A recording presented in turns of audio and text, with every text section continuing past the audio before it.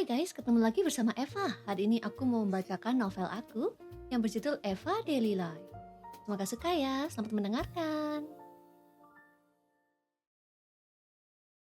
Malam itu, Monica mengobati tanganku yang lecet tadi. Sudah, lain kali hati-hati ya non. Untung Nyonya lagi pergi, jadi tidak tahu. Ujar Monica setelah menutup kotak obat. Aku tersenyum kecil. Yah, namanya juga musibah kecil. Ya udah, selamat tidur non, aku tinggal belakang dulu ya. Pesan Monica sebelum aku memasuki kamar.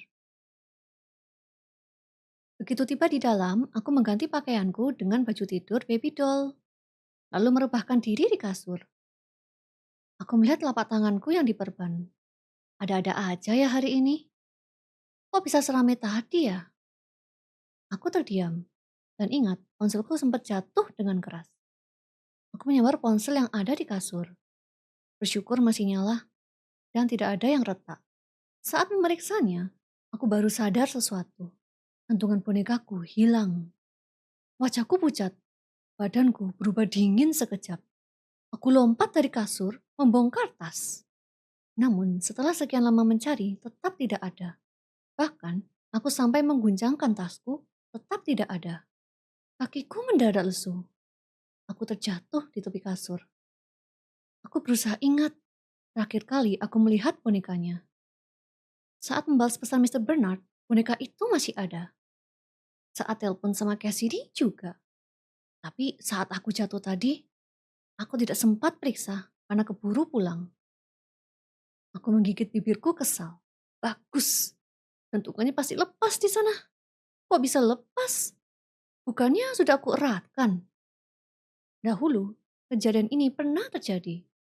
Tapi waktu itu aku sadar sebelum hilang terlalu lama. Aku melihat keluar. Langit sudah gelap. Miss Andrea belum pulang. Siapa yang bisa mengantar aku ke sekolah? Menunggu besok? Ya kalau masih ada. Kalau disapu sama petugas nanti, hilang selamanya bagaimana? Aku mengepalkan tanganku. Aku tidak mau kehilangannya. Apalagi itu kenangan satu-satunya. Setelah berpikir sejenak, akhirnya aku memutuskan untuk kembali dan mengambilnya. Tanpa lama, aku menyambar jaket coklat di lemari dan mengambil senter. Setelah itu aku beranjak turun. Ruang tamu sudah gelap dan sepi. Rupanya Monica sudah tidur. Bagus, jadi aku bisa cepat pergi dan balik. Angin dingin menyerangku saat keluar rumah. Tapi rasa ini tidak menggangguku. Tidak di saat aku sedang gelisah.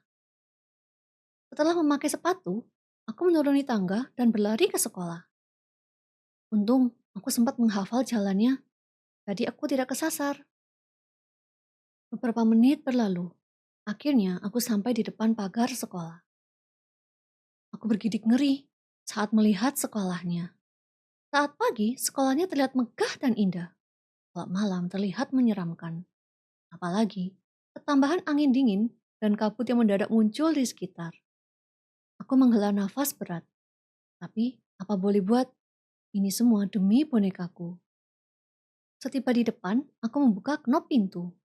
Dan kaget, ternyata tidak dikunci. Biasanya pintu sekolah terkunci kalau malam. Agar tidak ada pencuri yang masuk atau orang yang merusak fasilitas. Aku melihat sekitar. Tanpa lampu, lorongnya terlihat mengerikan. Aku menelan ludah. Namun aku berusaha berani. Aku mengeluarkan senter dan berjalan masuk dalam.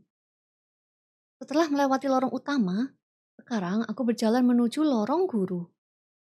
Syukur, di lorong ini agak terang karena ada jendela yang menerangi di kiriku. Saat berjalan, aku menoleh ke kanan. Figura yang aku lihat tadi pagi, sekarang terlihat mengerikan. Aku meringis. Apapun akan terasa seram ya kalau malam. Saat sibuk berjalan, tiba-tiba aku dengar langkah sepatu di belakangku. Aku spontan menoleh. Namun, tidak ada siapa-siapa di sana. Aku menggaruk leherku. Mungkin aku salah dengar. Aku lanjut berjalan. Tidak lama, langkah itu terdengar kembali. Aku menoleh ke belakang masih kosong. Melihat kejadian ini, aku jadi teringat sesuatu. Tunggu, tunggu. Lorong gelap, figura yang menyeramkan. Lokasi ini kan mirip yang ada di mimpiku. Dan di sana aku ketemu dengan pikiranku terputus. Ketika hawa dingin yang sama terasa di belakangku. Teringat monster itu, aku menutup mata dan menyerangnya dengan senterku. Das! Senterku menghantam sesuatu. Aku menelan ludah. Hah? Dia benar ada di sana? Pergi kau monster! Bentakku. Berani sekali kau menyerangku. Jawab seseorang dengan suara yang berat. Aku terkesiap. Suaranya kok beda? Siapa dia? Aku membuka mata.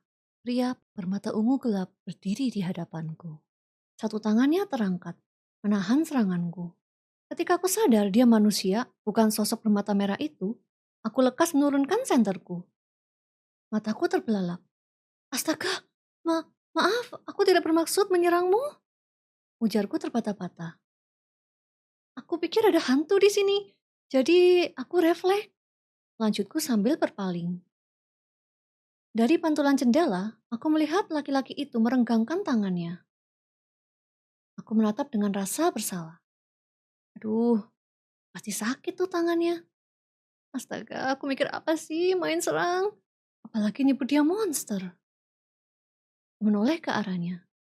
Dia masih terdiam, menatap tangan. Aku memeriksa jaketku. Ternyata aku bawa sapu tangan. Maaf, sini, biar aku... Pria itu menurunkan tangan. Perasaanku makin hancur ketika dia menolakku dingin. Maaf ya, aku ini penakut. Jadi, aku suka panik sendiri. Jelasku lagi agar dia paham. Lalu, apa yang kamu lakukan di sini? Tanyanya menatap tajam. Aku tersenyum konyol. Sebenarnya aku mau ambil barang yang ketinggalan. Pria itu terdiam. Wajahnya datar sekali. Aku sampai tidak tahu dia lagi marah atau apa. Aku berpaling. Sebenarnya lega sih bukan sosok itu.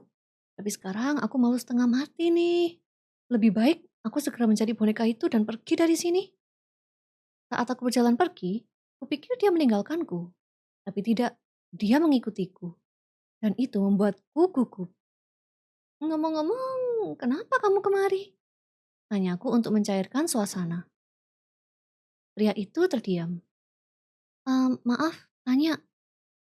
Sebenarnya penasaran sih. Ngapain dia ke sekolah malam-malam? Tidak lama, aku tiba di tempat aku jatuh tadi. Aku menyentiri lantai sambil berjalan. Dan melihat barang kecil yang tersangkut di ujung tembok. Aku segera merunduk dan mengambilnya. Aduh, syukurlah kamu baik-baik saja. Ujarku sambil menepis debu yang ada di boneka itu. Maaf ya, aku meninggalkanmu.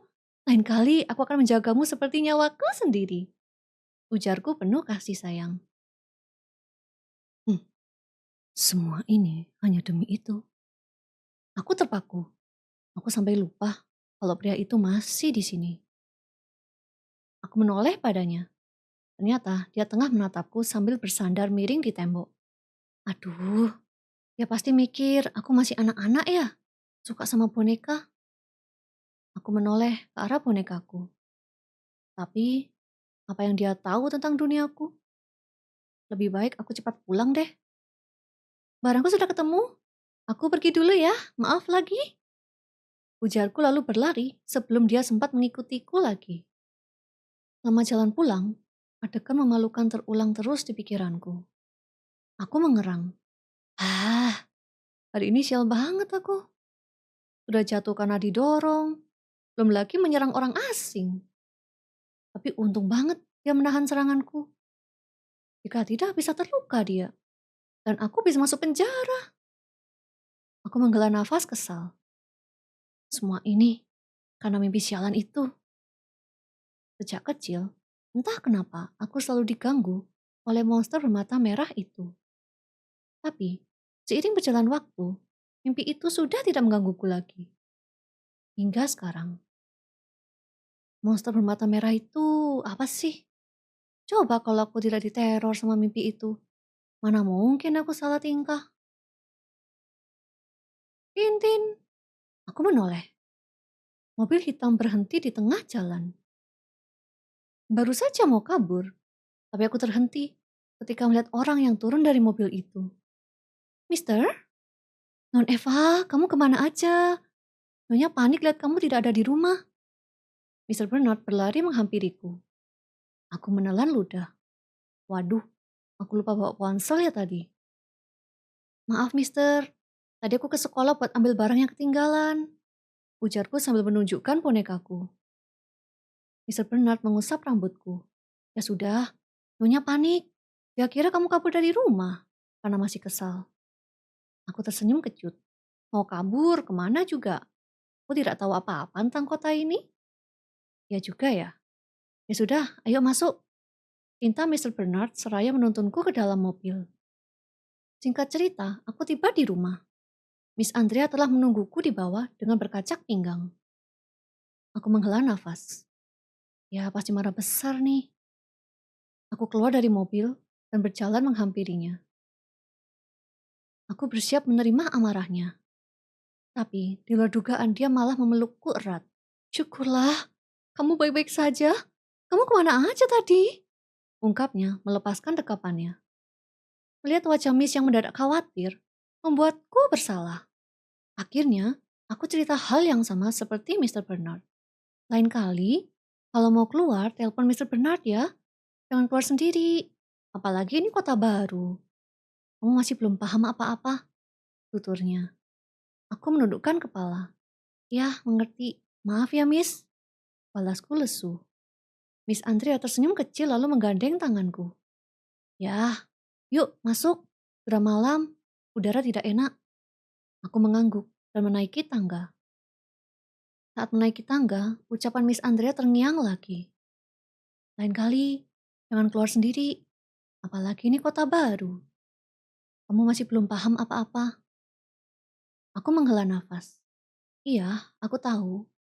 Sebenarnya, siapa yang mau berkeliaran di kota? Andai tidak ada kejadian boneka hilang, mana mungkin aku nekat. Aku melihat ke arah ponselku. Meski hal itu terjadi, tapi semua itu terbayarkan. Yang penting, barangku tidak hilang.